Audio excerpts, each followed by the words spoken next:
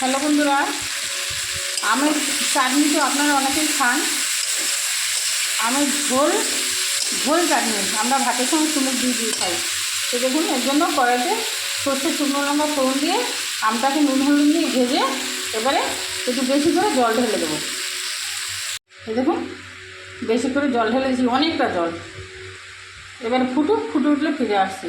সর্ষে শুকনো লঙ্কা আমটা নুন হলুদ দিয়ে আগে ভেজে নেবেন আপনারা, আমি একটু পরে দেখিয়েছি। এই দেখুন বন্ধুরা, ফুটে উঠেছে। এবার আমি এক বাটি চিনি এর মধ্যে দিয়ে দিলাম।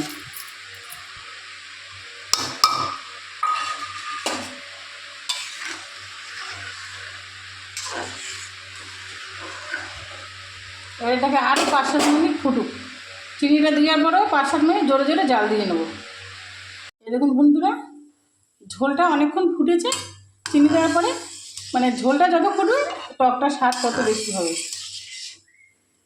এরকম টক আপনারা করে খেয়ে দেখবেন। এই টকটা তো একদিনে খাওয়া যাবে না, আমি দুদিনের জন্য করেছি।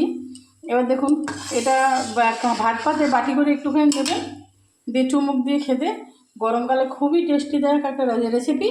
ভিডিওটি যদি ভালো লাগে থাকে লাইক, কমেন্ট, শেয়ার, সাবস্ক্রাইব করতে ভুলবেন না। ধন্যবাদ। দেখুন বন্ধুরা, একটা পাত্রে নামিয়ে নিয়েছি। ঝোল ঝোল একটু বাটি করে কাটিয়ে কাটিয়ে খাওয়া হবে। ভিডিও যদি ভালো লেগে থাকে লাইক, কমেন্ট, শেয়ার, সাবস্ক্রাইব করতে ভুলবেন না।